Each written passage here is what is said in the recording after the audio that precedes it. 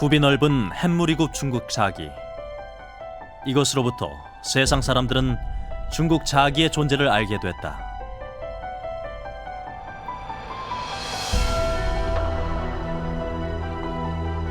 고려 청자는 그 오묘하고 투명한 비색으로 천하제일의 명품이 되었다.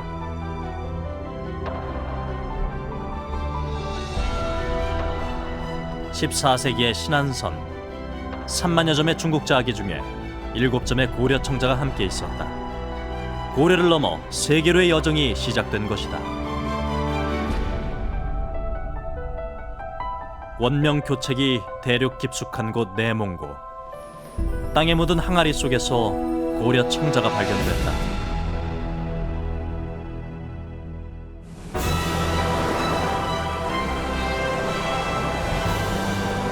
그 옛날 고려 청자를 실어 나르던 배가 온누비호라는 이름으로 부활했다.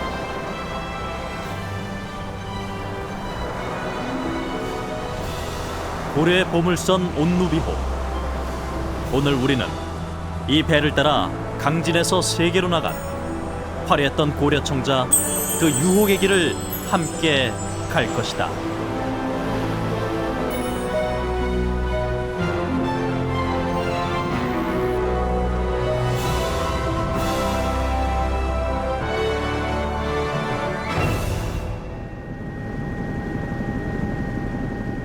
고대 문명의 발상지 이집트.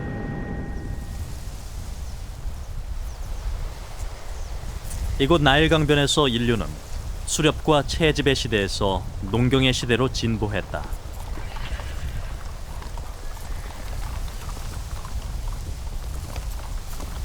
그것은 새로운 문명의 시작이었다. 문명은 늘 새로운 것을 갈망했다. 고대 이집트는 한때 세계의 중심이자 교역의 중심이었다.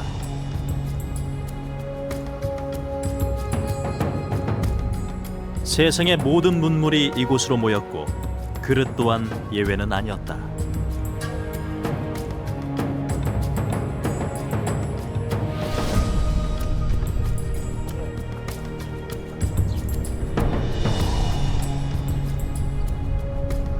(7세기) 이슬람 세력의 진출로 건설돼 700여 년간 존속했던 이집트의 푸스타트. 지금은 카이로의 변두리로 밀려난 고대 유적지. 쓰러진 돌기둥들만이 한식의 영화를 증언하고 있다.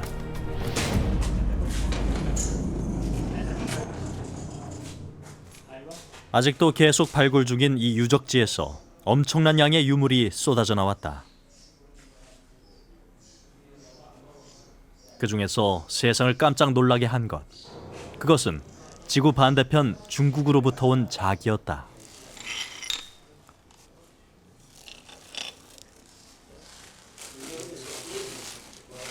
가장 이른 시기의 것은 9세기. 1200년 전 이곳으로 수입된 중국 자기는 이집트인의 식탁을 바꿔놓았다.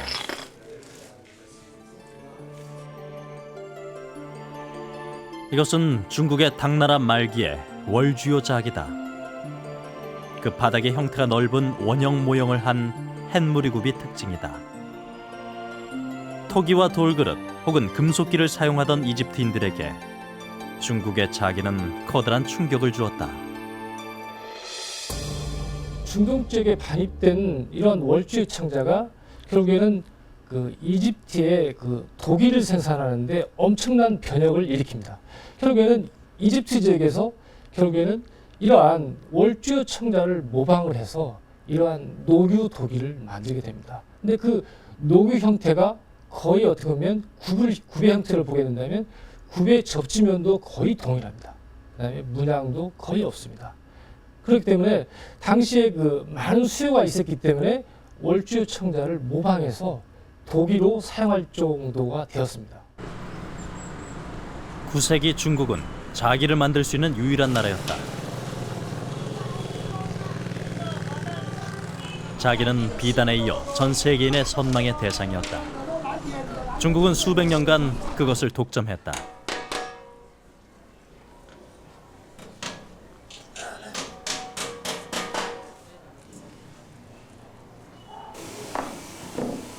대형 자기를 제작하는 현장.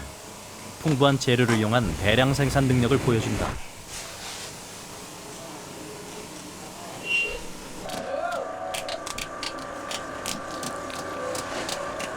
워낙 크기 때문에 두 사람이 함께 기물을 빚어 올린다.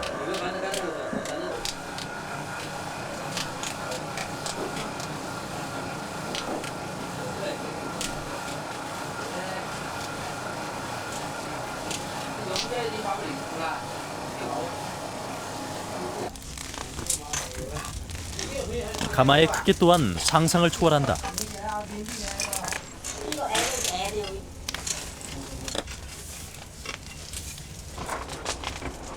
대량 생산과 대량 유통의 중국 자기. 중국 문화의 자부심이자 전통의 상징이었다.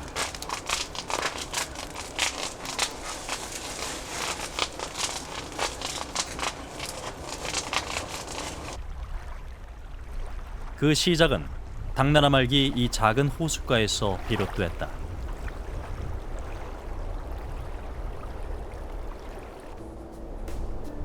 중국 저장성. 전국시대 이 지역은 월국이었다. 그 이름을 따서 이 지역의 가마는 월주요로 불렸다. 널려있는 파편들은 초기 월주의 특징인 햇무리 굽을 그대로 보여주고 있다. 월주요 가마는 그 크기부터가 압도적이다. 산비탈을 따라 약 15도 경사에 50m가 넘는 가마. 바로 이곳에서 당대 최고의 월주 청자가 만들어졌다.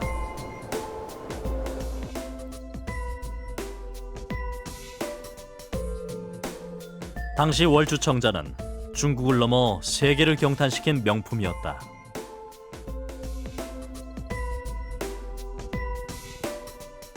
사람들은 적어도 그때까진 청자는 중국의 것으로만 믿고 있었다.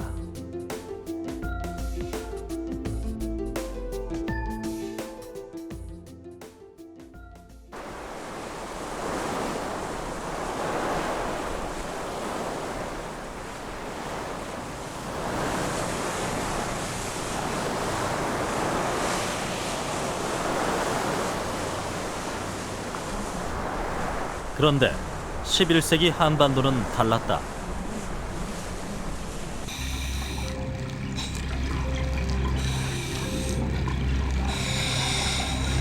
최근 군산 앞바다에서 놀라운 현장이 발견됐다.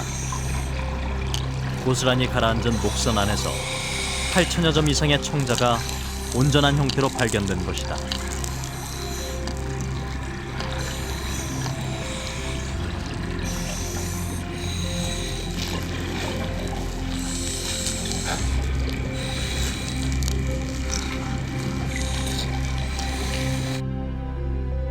푸른 빛이 감도는 자기.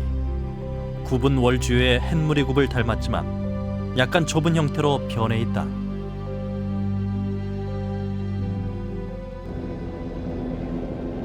군산 앞바다보다 100여 년 앞선 시기, 중국이 청자를 독점한다고 믿었던 시기, 이 땅에 이미 청자가 있었다. 익산의 미륵사, 백제와 통일신라, 그리고 고려 왕조를 거치면서 이곳은 문화의 타임캡슐이 됐다.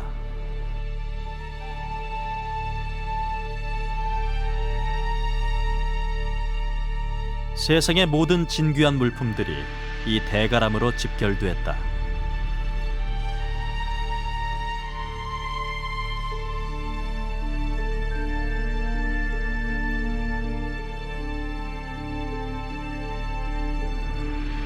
(1970년대부터) 계속된 발굴로 숱한 유물들이 발굴됐는데 그중 고려 청자가 눈에 띈다. 그 굽이 월주의 그것과 똑같다. 거기서 도자기를 만드는 데 쓰는 갑발이라고 불려지거나 혹은 갑발받침 같은 요도구가 나오고, 거기서 만들어진 청자들이 그 녹갈색을 주로 띠고 있는데, 그 당시 중국의 청자와 비교해 보면 거의 유색이나 굽는 방법이 일정했었습니다. 그리고 거기에 명문들이 나왔는데 왕공탁, 이런 명문들은 주로 중국인 장인으로 추정돼서 아마 우리나라의 고려 청자는 중국의 월주의 청자 기술자들이 중서부 지역에 와서 최초로 청자 제작을 시작하는 데서부터 비롯됐다고 보여집니다. 중국 기술자들이 한반도로 넘어올 그 무렵 월주의 도공들은 중국 각지로 진출했다. 중국의 수많은 왕조가 수도로 삼았던 카이펑, 북송 역시 이곳을 도읍지로 정했다.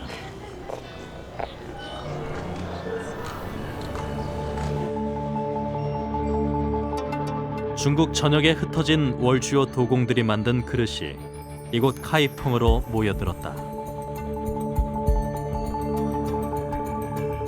이때 유명해진 가마가 5개의 관요, 황실의 그릇을 공급하던 가마였다. 5개의 가마 중에 4개는 청자, 1개는 백자 가마였다. 당시의 청자, 유약은 두텁고 문양은 없었다. 대신 유약의 균열로 문양을 추구했다.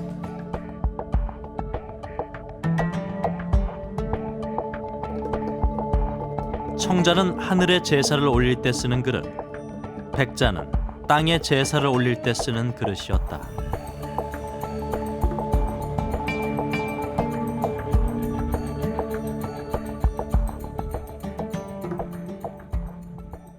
当然有个文献也讲到什么定窑，什么有盲不堪用，这一方面可能是也不一定的，不单单是它是有盲的问题，可能就是它是在当时的这个人们的观念里边，特别是在皇家里边，他觉得这个白的不是特别喜欢，或者是他这个觉得这个青瓷是比较好的，所以他用相对来说他用青瓷也比较多，所以在几个隔的几大窑口也都是这个青瓷为主的。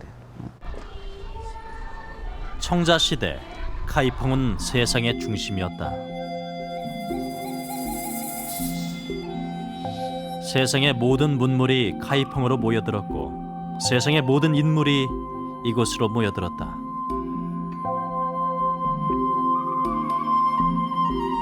이 국제 도시의 거리를 유유히 거닐던 한 인물이 있었으니 바로 북송의 대표적인 학자 태평노인이었다. 그는 자신의 저서 수중금에서 천하 명품을 꼽았다.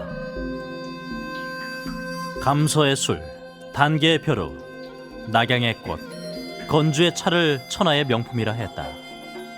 그리고 고려 비색, 즉 고려 청자의 비색 역시 천하 제일이라고 격찬했다.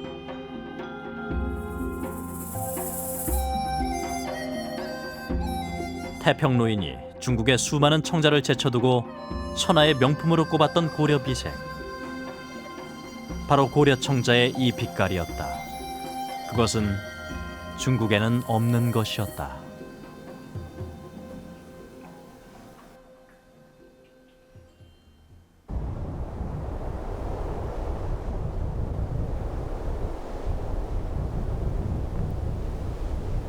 태평노인이 천하 제일로 꼽은 고려 비색의 원리는 무엇일까? 그것은 단순히 태토나 유양만의 문제는 아니었다. 고려 비색의 비밀은 조화에 있었다. 투명하고 맑은 물빛과 그 아래 화강암이 빚어내는 조화. 그 물빛이 푸르고 투명하다. 고려 비색 역시 이와 같았다. 고려 유약은 투명했다. 그래서 태토의 색깔을 투영해낼 수 있었다.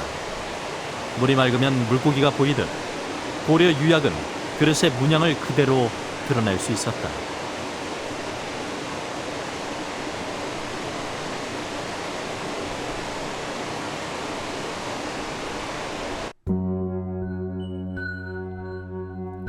바로 그 투명한 유약과 태토의 빛깔이 어우러져 세상 그 누구도 흉내내지 못한 고려 청자, 그 유혹의 비색이 탄생했던 것이다. 이는 중국 청자와 확연히 구분되는 고려 청자만의 특징이었다. 우선 중국 청자는 투명하지 않다. 네, 투명하지 않아요. 우리나라는 투명하다. 그게 큰 차이죠. 그 중국 청자를 보면은 그 속에 신비롭게 뭐가 들었는지 몰라요. 태토가 어떻게 생겼는지 전혀 모릅니다. 그 예를 들어 비유하면은 큰 홍수가 있는데 물이 깊단 말이죠. 그 밑에 뭐가 있는지 모르잖아요. 네. 중국 청자의 최고로 치는 용천 청자. 얼핏 청자는 중후하고 안정적으로 보인다. 그러나 그 불투명한 유약 때문에 손잡이의 용 문양이 제대로 드러나지 않는다.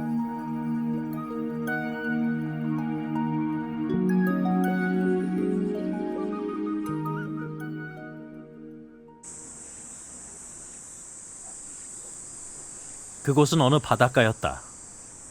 경이로운 비색의 고려 청자는 바로 이곳 강진에서 탄생했고 그 꽃을 활짝 피웠다.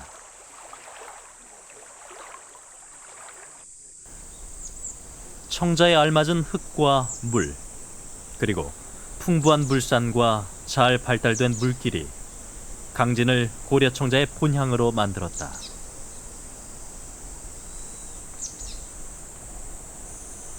강진은 약 500여 년간 고려 청자를 생산해 고려 왕실에 공급했다.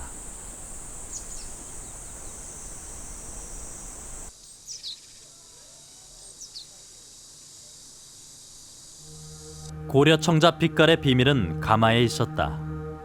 청자는 불과 공기와의 싸움.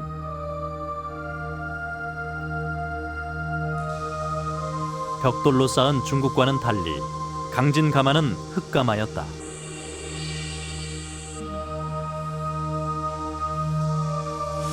그리고 가마 벽은 수리에 수리를 거듭했다. 공기를 차단하고 제어하기 위해서였다.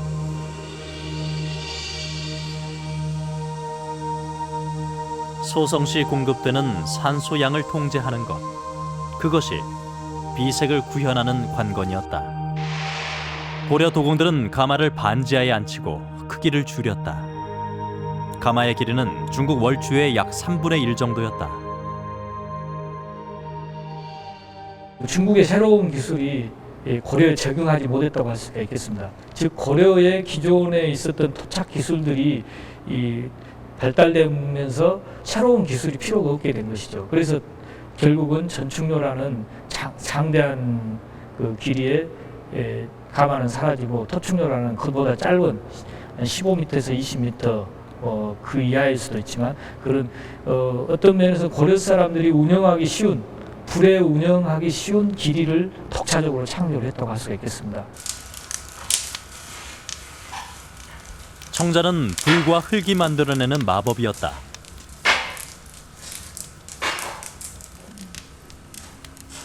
처음엔 서서히 불을 떼기 시작한다.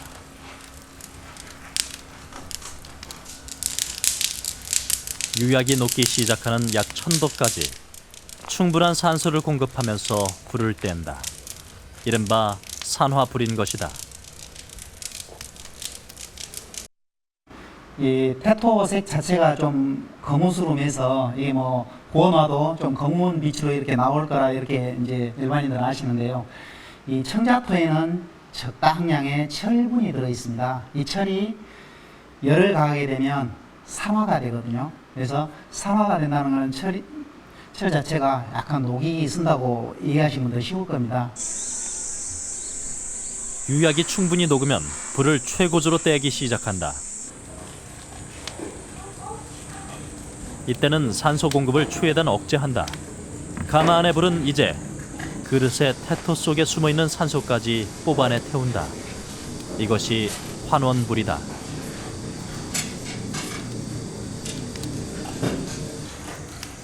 이때 산화됐던 태토 속의 철이 원래의 철 성질로 환원하면서 푸른 빛을 띠게 되는 것이다.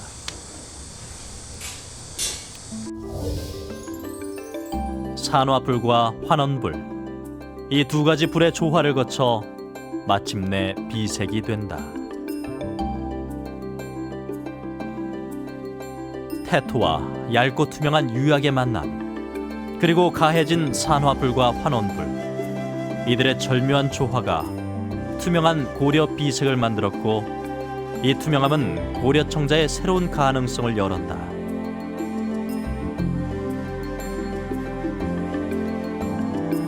고려 청자가 품고 있는 또 하나의 아름다움, 바로 문양이다.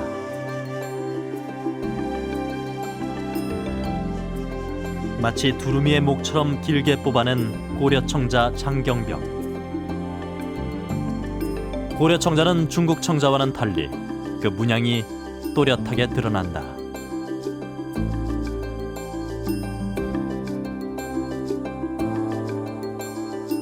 다양하고 섬세한 문양을 그대로 드러내는 기법. 그것은 고려만의 독특한 상감 기법이었다.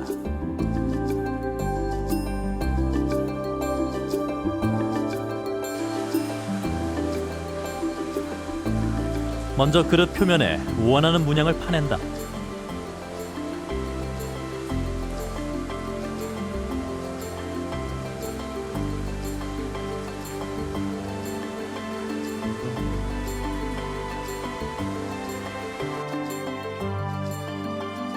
그런 다음 파낸 곳을 색깔이 다른 태토로 메운다.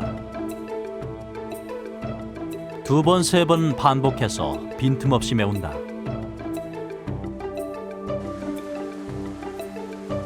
태토가 마르기를 기다렸다가 표면을 긁어내면 새로운 문양이 기물에 새겨진다. 이것이 바로 고려만의 비법, 상강 기법인 것이다.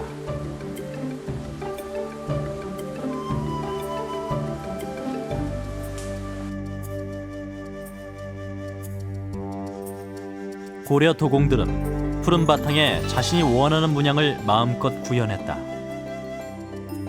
활짝 펴난 국화꽃 모양, 그 누구도 상상 못했던 고려 청자만의 아름다움은 이렇게 탄생했다.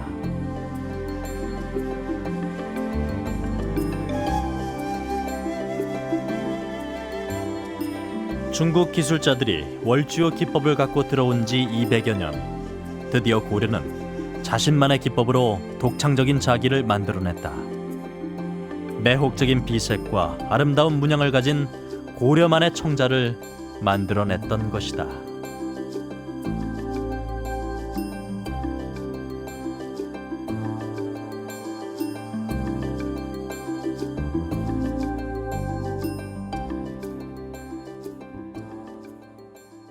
高麗政治の特徴というものは、世界の政治の中で見てその最も豊かな装飾性にあるだろうと考えています。特に高麗政治の場合に形の美しさ、それから釉薬の美しさということはもちろんその特徴の大きなものでありますけれども、なんといっても政治という一つの技術の中に象眼であるとか、それから鉄絵であるとか、それから陰刻、陽刻、それから圧注とか、そういったさまざまな要素の技法で装飾をしていると。それが政治という一つの技術の中に集中している。 고려 청자 백길 재현 형사가 열렸다.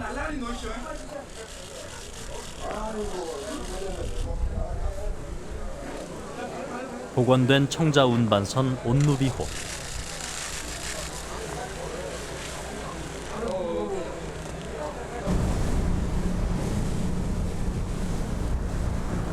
이제 강진의 청자는 수도 개경을 향해 북상할 것이다.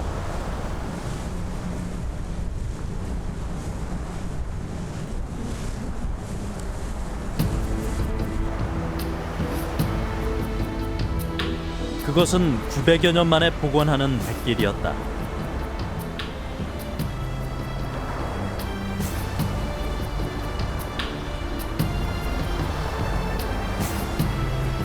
그 옛날 이 바닷길은 결코 순탄한 길이 아니었다. 폭풍과 비바람은 물론 암초가 도사리고 있는 길이었다.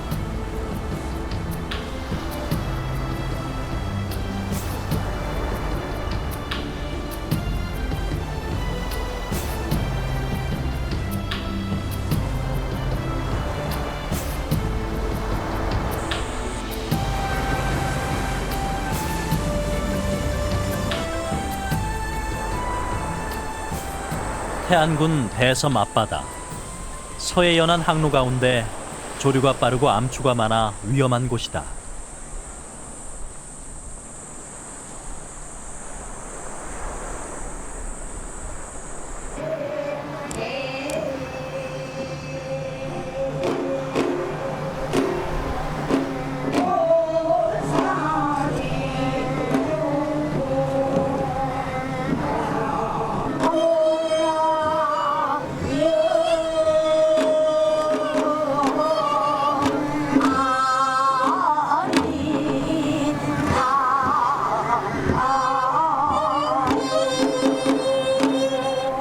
청자 운반선 온누비호 행렬이 잠시 멈춰섰다. 그 옛날 이 바닷길에서 풍랑을 만나 목숨을 잃었던 숱한 고려 사람들. 그들의 혼을 달래는 씻김굿을 위해서다. 그 살풀이가 온누비호 배전에서 펼쳐졌다.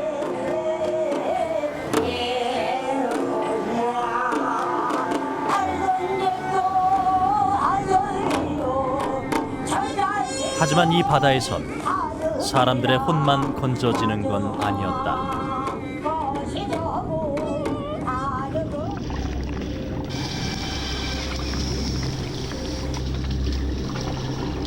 지난 2007년 이곳에서는 또다시 보물선이 발견됐다.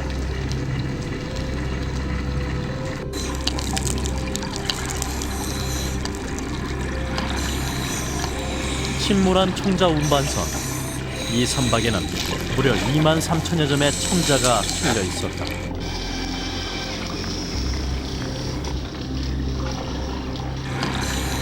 대부분의 청자가 원형 그대로였다. 900여 년을 바닷속에 잠들어 있던 고려 청자였다.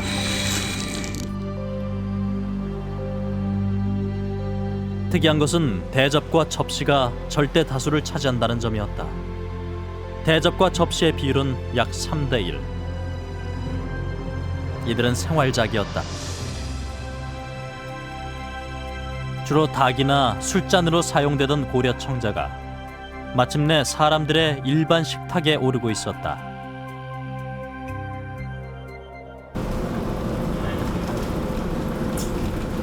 강진 청자선의 최종 목적지 개경.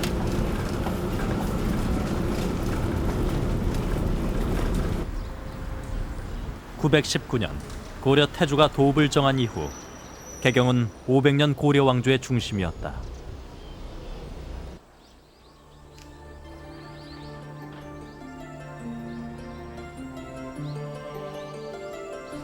지금은 주춧돌만 남은 고려 궁궐 만월 때는 최고급 청자의 소비지였다.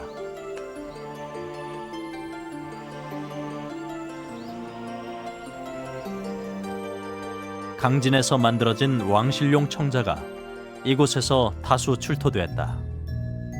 청자는 쓰임새가 다양했다. 귀족들이 사용했던 화려한 주전자부터 생활용기, 그리고 여성들의 화장품 용기까지 청자 일색이었다. 심지어 청자 기와까지 사용됐다. 개성은 청자의 도시였던 것이다.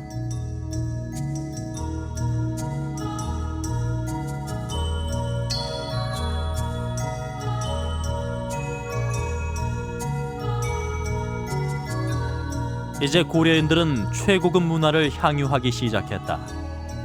그 중에 하나가 송나라에서 들어온 이른바 문향, 향내를 음미하는 것이었다.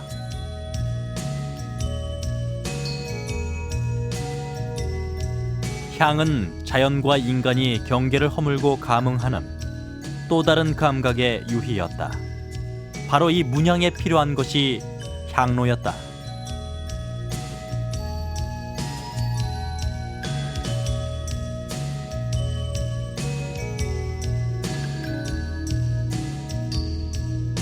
문양 자체가 고급 문화였던 만큼 향로 또한 그에 걸맞은 것이어야 했다.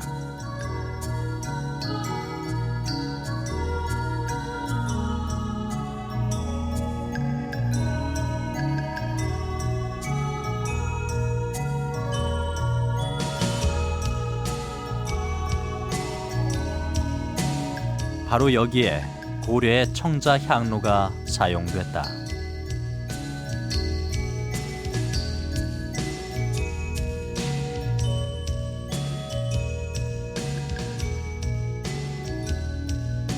이제 청자는 고려 문화의 정점에 자리 잡았다.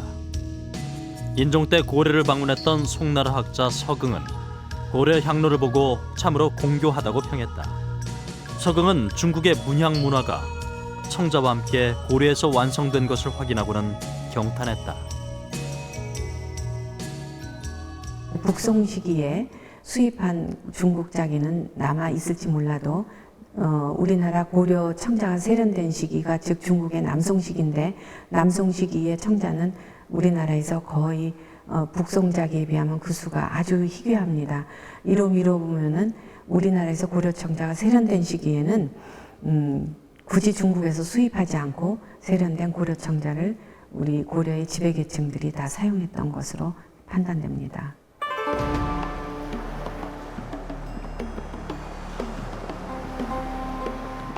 이제 고려 청자는 더 넓은 세상으로 향하기 시작했다.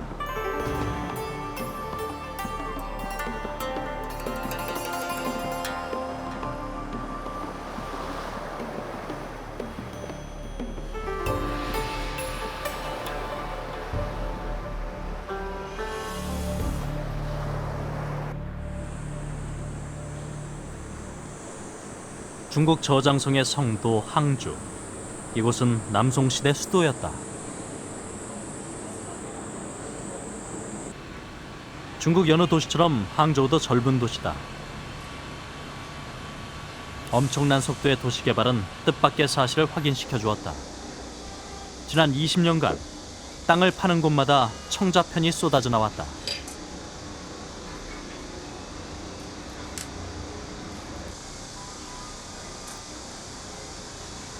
특유의 비색과 투명한 유약에 비친 음각, 양각의 뚜렷한 문양. 바로 고려 청자 편들이었다.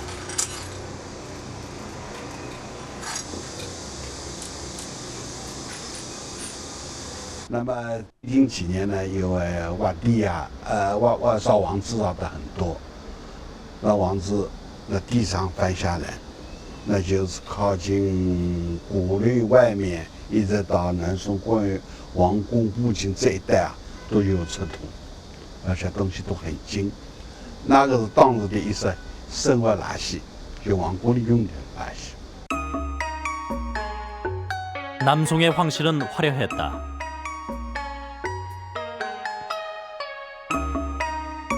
모든 화려하고 진귀한 물품들이 황실을 장식했다.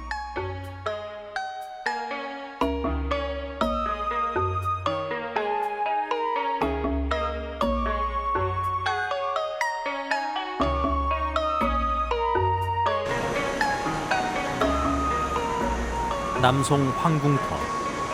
발굴지는 그대로 박물관으로 만들어 보존하고 있다.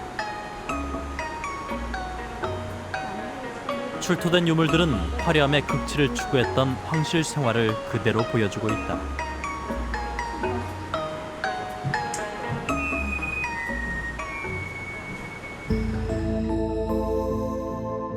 바로 이들 유물 가운데 고려 청자 편이 있었다.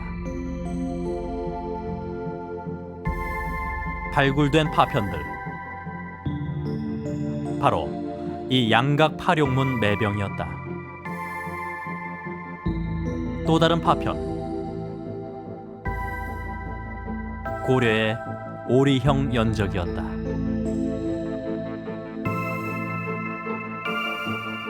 중국의 왕조가 바뀔 때마다 고려 청자는 그 중심지를 따라 대륙 전체로 퍼져나갔다. 绯色青瓷呢，就是刚才讲到的，它属于贡品或者是礼品，就是官方与官方交往的一种。因为相对来说，镶嵌青瓷这个绯色青瓷的量还是少。那么镶嵌青瓷呢，它来到中国呢，它就是作为一种商品的贸易，因为这个都有文献记载。13世纪高丽它成为青瓷的输出国。那么我个人认为，因为它这个镶嵌青瓷它比较有特色。可能很受中国人的欢迎，所以他大量的就是进来。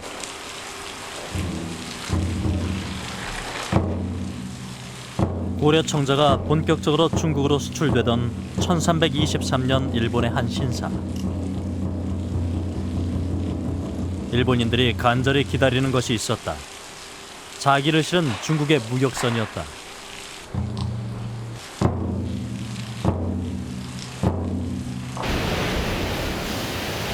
그러나 기다리던 배는 끝내 오지 않았다.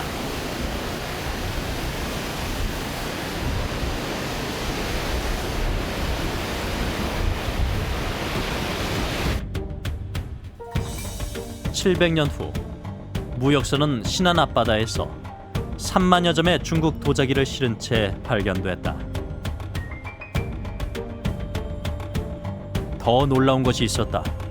3만여 점의 중국 도자기와 함께 7점의 고려 청자가 발견된 것이다. 그런데 흥미로운 것은 인양된 고려 청자 가운데 일부는 다른 중국 자기들보다 제작 연대가 훨씬 이르다는 점이다. 중국으로 수출된 고려 청자가 골동품이 되어 다시 일본으로 가고 있었다. あそこから出てくる高麗政治は、割と古い感じの高麗政治ですので、あるいはその中国の、積んでいたものもあの中に、いわゆるその天目茶碗という類のものに関して言うと割と骨董品として中国から持ってきたと言われています。ですから、骨董品としてもその価値があるんだということで持ってきたんだと思いますけれど、やっぱり高麗政治に関しても同じようにあるいはその骨董品としてですね非常に価値がある。でしかも、日本でもそういうものを欲しがっているということで、あるいはその新安の船にですね積まれていたという可能性はあると思います。 당시 일본인들은 왜 고려 청자를 골동품으로 수입하고 있었을까?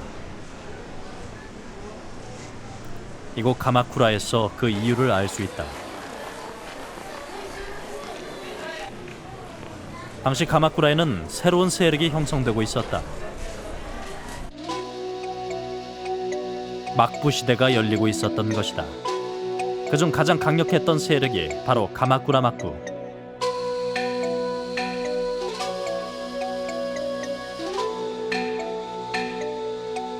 사무라이들은 오랫동안 교토의 왕실의 지배하에 있었는데 중앙 왕실의 충성을 다하는 것이 사무라이의 임무이자 존재 가치였다. 그러나 이제 세상이 바뀌었다.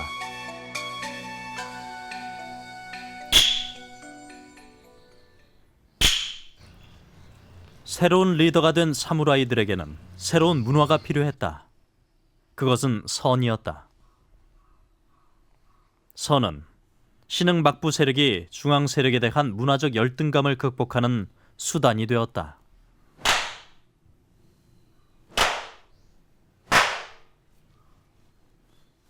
정신적으로 선을 받아들인 막부 세력은 실질적인 상징물이 필요했다.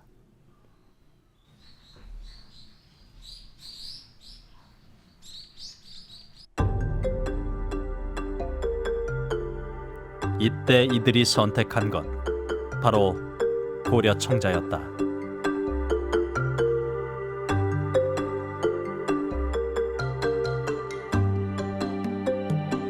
고려 청자는 막부 지배층의 상징이 되었다.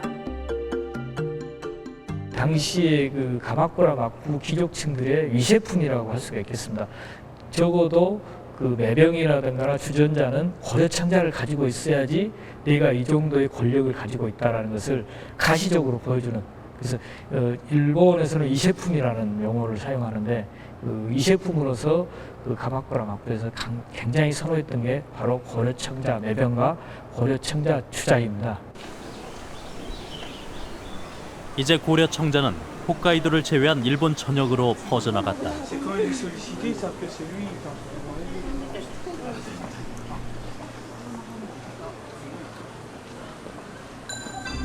각지에서 강진의 고려 청자편이 발굴됐다.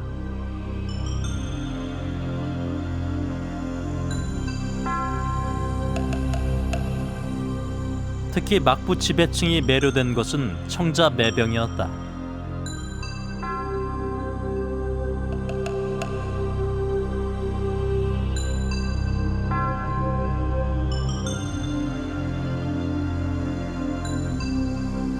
하지만 수요에 비해 수입품 고려 청자는 부족하기만 했다. 이들은 청자를 자급자족하고 싶었다. 아이치현의 세토. 이곳은 오래전부터 일본의 도기와 다완이 생산되던 도기의 고장이었다.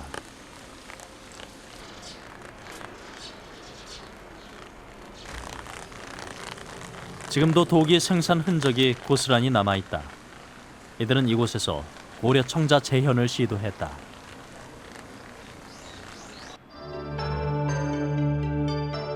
그래서 만들어진 일본의 청자 복제품, 바로 이것들이다. 형태는 물론 고려 청자의 빛깔과 문양은 끝내 실현해내지 못했다.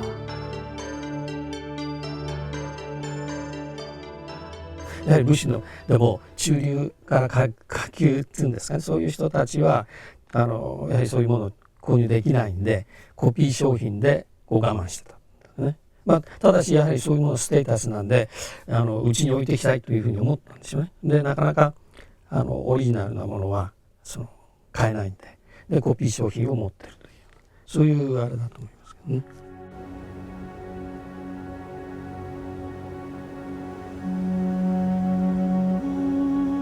세계 도자기의 정점에 선 고려 청자. 고려 청자는 고려의 문화적 힘이 발현된 것이었다. 고려는 8만 대장경을 조성한 나라였다.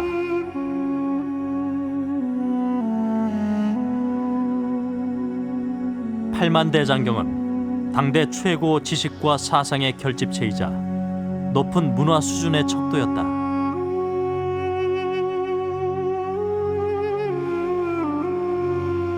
8만 대장경은 문명국가 고려로서의 자부심과 자주정신을 보여준다.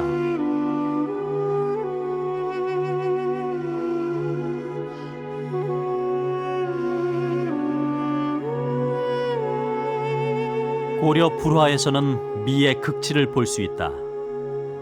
화려하고 다채로운 색상, 모방할 수 없는 기법. 고려의 미적 수준은 당대 중국을 넘어서고 있었다.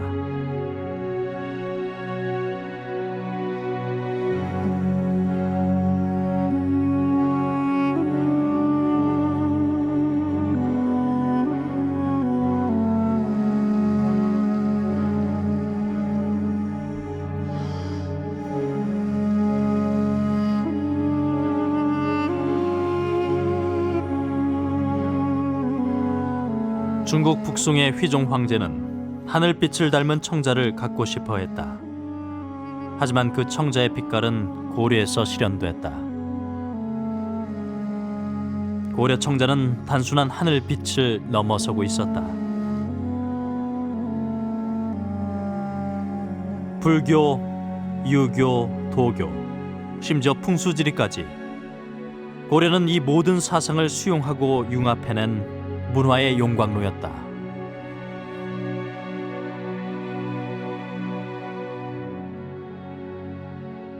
한국사 역대 왕조가 대체로 이런 사회라고 볼 수 있습니다. 불교나 성리학에 기반한 단일한 가치관에 의해서 기반된 사회를 한다면 고려 왕조는 불교, 유교, 도교, 풍수지리가 공존하는 다양한 사상과 문화가 공존하는 그런 다원사회의 힘을 갖고 있습니다. 바로 이 고려 청자라고 하는 것도 사상과 문화에서 그런 다원사회에 기반을 하고 있지만 한편으로는 기종 문화가 공존하는가 하면 지방에는 호종 문화가 공존하고 있습니다. 다원성과 개방성의 나라 고려, 그 교류의 폭은 넓었다.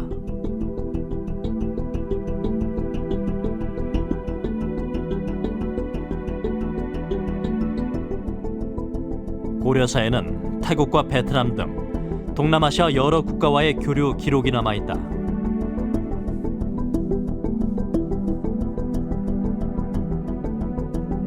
더 나아가 인도를 거쳐 멀리 아라비아까지 고려는 세계 국가였다.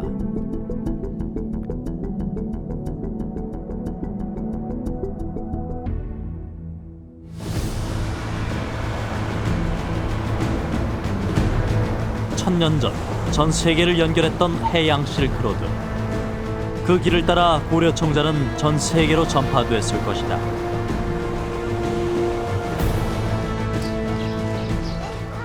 우리는 필리핀에서 그 믿음을 확인할 수 있었다. 중세 필리핀은 세계 교역의 중심지였다. 동양과 서양이 이곳에서 만났다. 필리핀의 역사가 이를 증명하고 있다. 중국, 일본, 그리고 스페인의 상선이 이곳으로 왔다. 필리핀의 역사는 그대로 교역과 교류의 역사였다.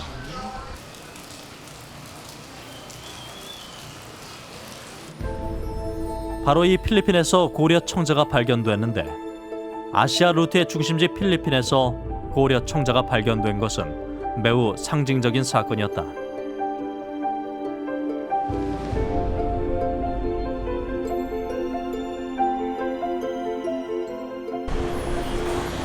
필리핀의 고려 청자는 지금 일본에 있다. 한 일본인 수집가가 입수한 것이다. 요코세키 여사는 10여 년간 필리핀에 거주하면서 그곳에서 출토되는 도자기를 수집해왔다. マニラの北のパンガシナンっていうところのボルネオの小さなところで見つかったそうです。それで、フィリピン全土からの発掘でここだけなんです、高麗青磁は。で10個以下だそうです。その中の4個を入手いたしました。 그녀는 자신이 입수한 고려 청자를 지방의 작은 소도시 한 미술관에 기증했다.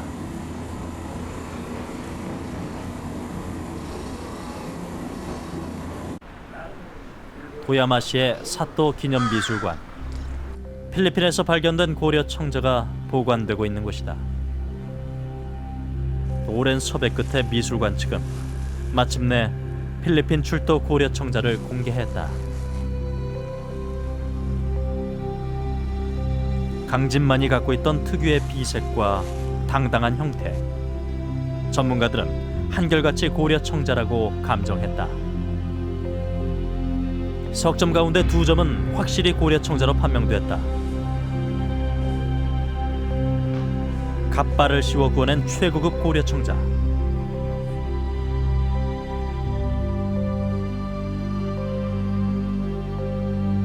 바닥의 규석 받침 자국은 강진 청자의 특징을 뚜렷이 보여준다.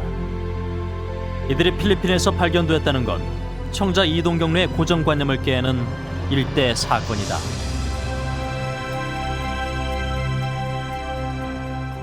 고라이というか朝鮮の焼き物が東南アジアで出土するなんてことは誰も考えていなかったんですよね。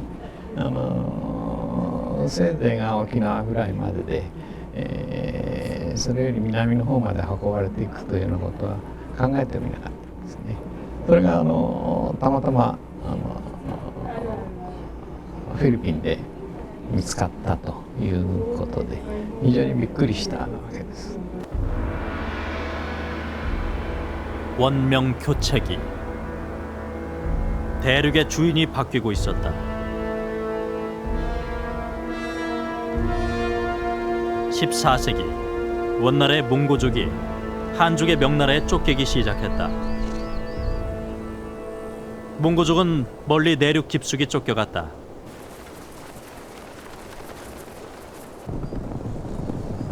명나라의 추격은 집요했고 몽고족은 그때마다 자신들의 근거지를 옮겨야만 했다.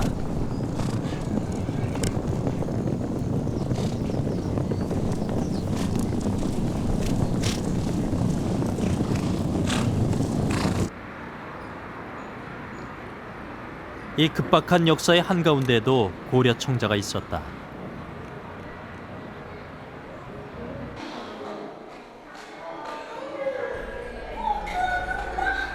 내몽골 박물관.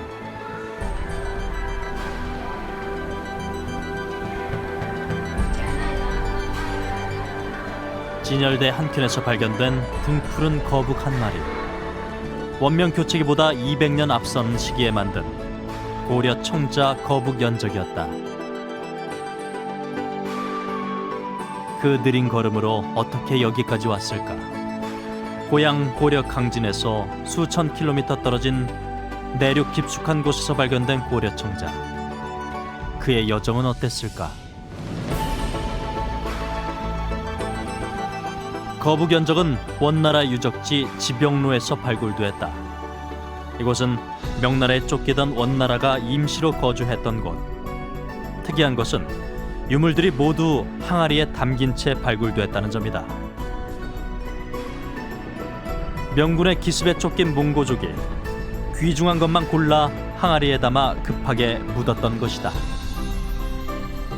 고려 청자 거북 연적 역시 다른 도자기들과 함께 항아리 안에서 발굴됐다. 폐허에 나왔는데 그것이 모두 전쟁에 나서 모두 이동하고 그런데 놨다는. 그러니까 소중한 게 아니면 거기에 잘 묻어서 둘 리가 없죠. 소중해서. 그 다음에 이것은 그 시대를 보면 대서 원명 고식인데 그러면은 대체로 14세기란 말이죠. 근데 저희가 약식적으로 봐서 이것은 그 올려보면 12세기 대체로 후반까지는 올려보 쓴 스타일이란 말이죠. 그렇다면 그 사람들이 오래전에 보물로 가지고 있었는데 끝까지 이건 어떻게 잘 숨겨야 되겠다. 그런 뜻이지 않나.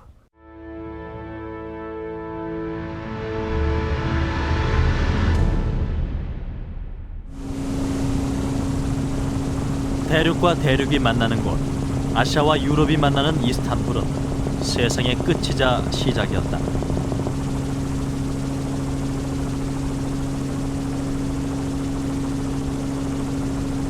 명나라 시대, 중국의 자기는 대륙의 끝 이곳까지 진출했다.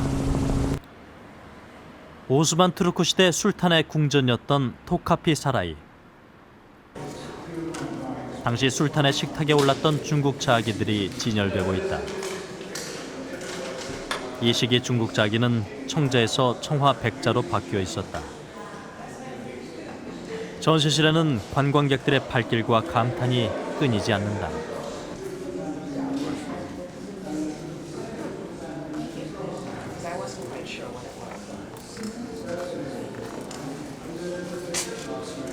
흰 바탕에 푸른 문양을 그린 중국의 청화자기. 이들은 당대 최고급 자기였다. 특히 명나라 성화 황제대의 청화자기는 지금도 중국 자기의 상징이다.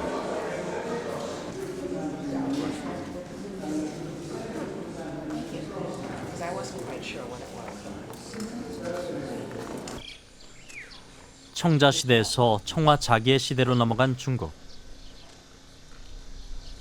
이때야 중국은 도자기 위에 자유자재로 문양을 구현할 수 있게 되었다.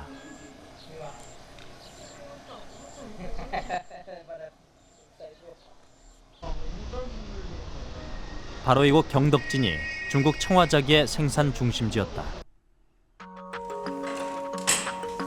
하얀 백토 위에 화공이 문양을 그리고 있다.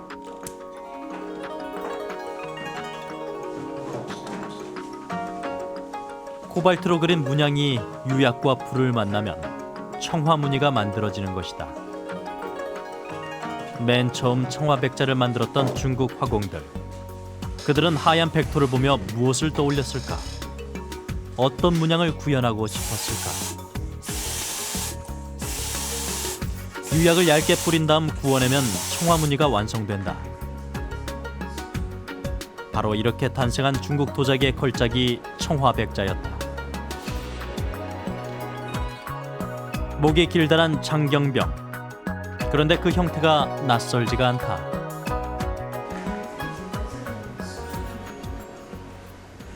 这个12世纪的这个高丽签字啊，还影响了这个15世纪的金人的官窑，而且这个也很有意思。你看这套龙啊，它是有2个脚5个爪子，而且是这个成华冠亚遗址出土的，就说明这个高丽青瓷啊，这个12世纪高丽青瓷的成就非常高的，那么对成华时代的这个皇帝的气运都有影响。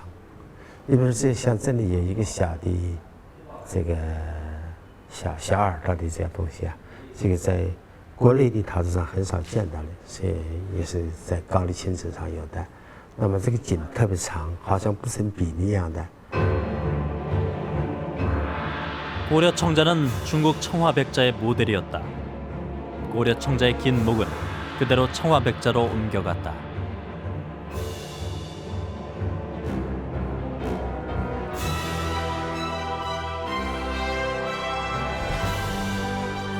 형태만이 아니었다.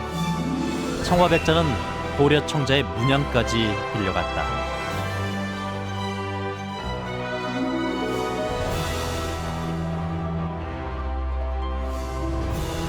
고려 청자는 어깨나 몸통에 창을 내고 문양을 새겼다. 청화백자 역시 이를 충실히 반영했다. 매혹적인 비색과 독특한 상감 문양의 고려 청자. 중국 도자기의 상징이자 자존심인 청화백자에 오롯이 전해진 것이다.